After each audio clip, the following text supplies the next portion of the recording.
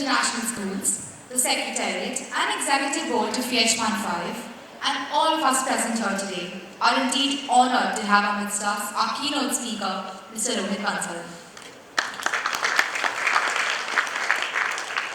And our president for Delhi Public School, St. Stephen's College, University of Westminster, and Harvard Business School, Mr. Rohit Bansal is a versatile man who has donned many impressive hats. Currently, he is the CEO of India Strategy Group, Hammurabi and Solomon Consulting, apart from which he is also an independent columnist and director. To his credit, he was the COO of Independent News Private Limited, which owns India TV, resident editor at the Indian Express, senior business correspondent with the Times of India, and editor business and channel brand manager at Z Telefilms and SL Group. Amongst his interests are wildlife and conservation, teaching tennis, playing squash, and basic golf. On behalf of the VIBGYOR Secretariat and VIBGYOR, I now request Mr. Bansal to deliver the keynote address.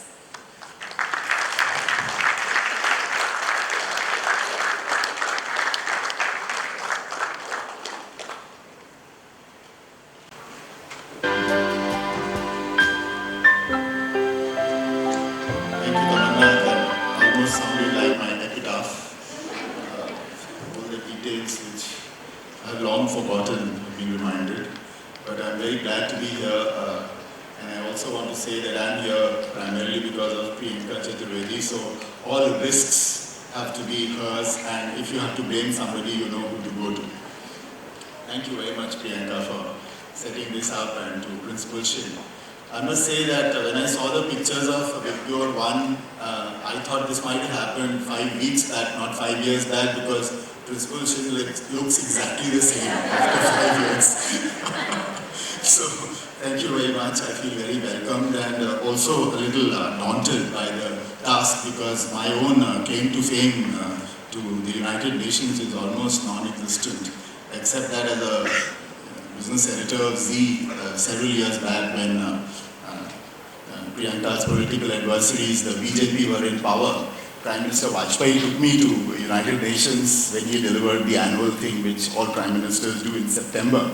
And I decided that let me try and go and see somebody in United Nations, and lo and behold, there was Shashi Tharoor, who is closer to Priyanka than he is to Vajpayee.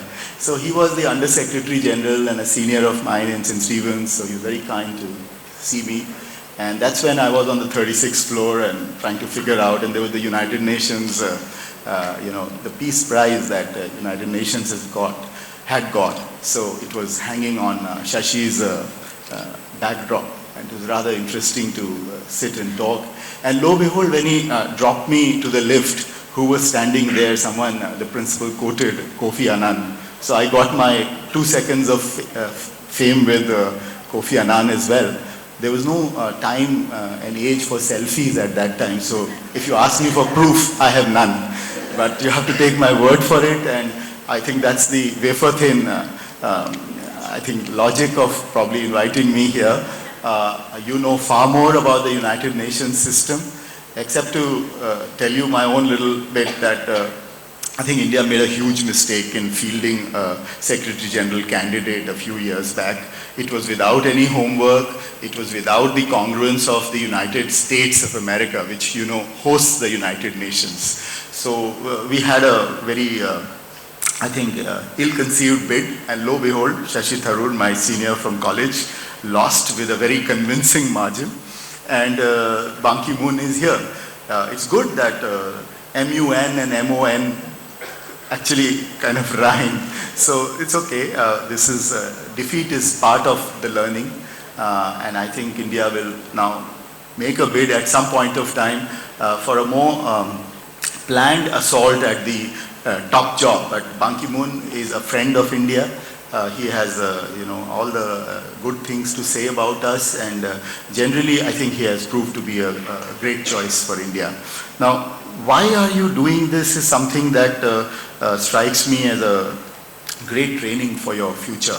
ladies and gentlemen. I wouldn't say boys and girls because that reminds me of Indigo Airlines. They always say this for some reason in their announcements.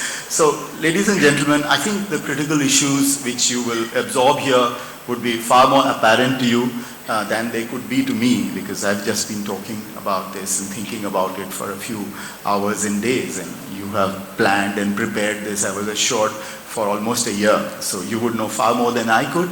But just to give you some recurrent themes which might help you in your further validation of the exercise, the excellent work that has gone on. My sense is that, as the principal said, you are actually in a networked world. So probably it's a good idea that you appreciate certain broad currents and then plan how you want to benefit from this. One broad current is Facebook. Facebook is the third largest country on the planet by way of membership or citizenship, if you will. So there is China, there is India, and Facebook is just about trying to cross the number of members that it has vis-a-vis the citizens India has. So if you embrace this as a fact and you embrace network effects that kick in, because if you set up another Facebook, it will be a long time before you catch up. So conceptually, you can use in your networking or your power or your collaborative action, Facebook as a good opportunity. So all of you have presumably Facebook pages. Can I have a show of hands as to who has Facebook pages? That's all? That's all? Okay. Almost 70%. So 30% of you are still following what Google says. Facebook is the ultimate time waster on the planet. That's what they say. But for those of you who are 70% or those of you who are still not there, critical issue is that as CEOs of your life, which you are, so whether you are a student or whether you are a manager or you are a president of a company or an owner, you are always the CEO of your life. And you will die the CEO of your life just as you were born the CEO of your life. So in that context, if you have to increase the value which you bring on the table, not merely for yourself, but to leave a better planet, to add a social contract to your entire promise, Facebook is a good ally to have conceptually, because 1 billion people are already there. So if you can have something worthwhile to communicate to them, it could be a good ally for your thinking process, including being here and how you go back together a little more connected than just meeting over a sandwich. So try and set up the relevant hashtag which allows you to connect with each other a little more than your personal association with the Facebook page. While talking on social networking, I think Twitter is a very strong medium to also bring out people who are not just your friends, but those who you address in your work, in your education, in your growth story as a CEO of your life. So try and embrace Twitter early. Is there a show of hands possible on who is on Twitter? Okay. So a fewer set of people are on Twitter, as I see from this show of hands. And that's exactly the situation in the world as well. So while there are 1 billion people on Facebook, about 300 million are on Twitter. And that seems to be the ratio here as well in contextual terms. The advantage of Twitter is that it makes you act very precisely, starts making you think shorter, and you don't even have the luxury of all the 140 characters, because that is the limit of Twitter. But if you ideally, as Priyanka would tell you, because she's a bit of a rock star on Twitter, unlike me, I have only 76 followers and she has 76,000. So it helps you kind of bring together your views in a more concise manner, use links which would be useful to a potential set of people you've never known. And to bring her on one last time, I promise. I learned about her through Twitter, and she kind of followed me, or I followed her, and thereafter we have had communication, and it brings me here.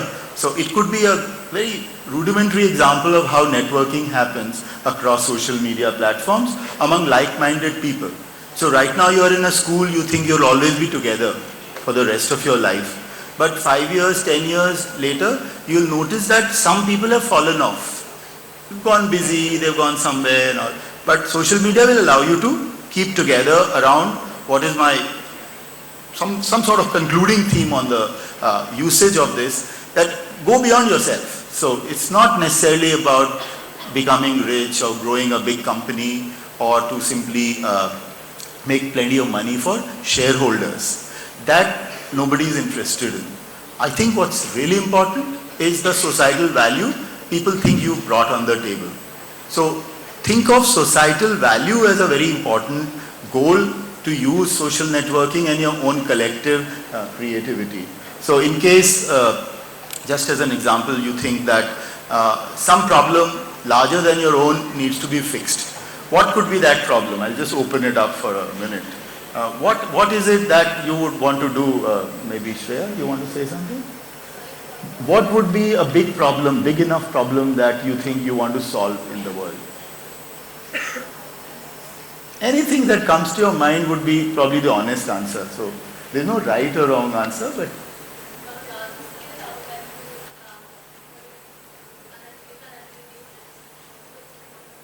you mean work around the literacy issue, right? Any volunteers?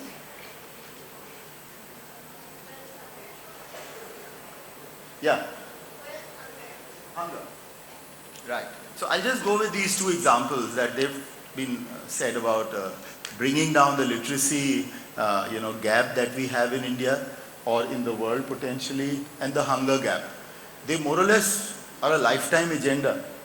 And if you build a business around it, and business is not a dirty word, business is a very positive outcome which allows you to have certain surpluses which you invest back into the problem. So Michael Porter at Harvard has worked a little bit on ensuring that companies don't just do charity. Companies don't just make profits, but in the middle, they generate social capital which gets employed back. So any company, I mean Nestle is a bad example these days, but he's worked with Nestle to say that in Moga, where you have the milk, what is it that you do to the milkmen around? How do you conserve the value chain and ensure they get productivity and capital directly into their homes rather than through middlemen? A man called Verghese Kurian did it famously for NDDB and Amul, that he could, electrify the whole ecosystem around Anand and then across Gujarat. So 4 o'clock bugle in the morning would be something where the whole village would light up and go quickly running with the milk and everything to the value chain and the cold chain which Verghese Kurian was able to found.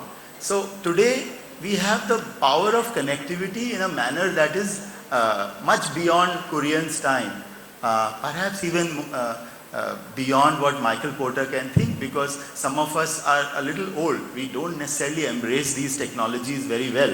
We are still a little reticent about them. But you people have definitely the ability to think through these bigger problems than just the issue of bread and butter, and none of these are issues for you. So find a large enough social problem, try and find a business model that is relevant to it. You are most welcome to catch hold of me on Twitter and to ask any things which come to you at some point of time, so we could even stay engaged on anything which intrigued you or you disagree with. But I think it's a very good exercise that I see here. Build a responsible business. Otherwise, if you plan to only work for somebody, that somebody, by the way, pays you only to keep you away from your business idea. So try and think of building your own companies, employ people who are challenged by a larger goal, try and add delivery into India.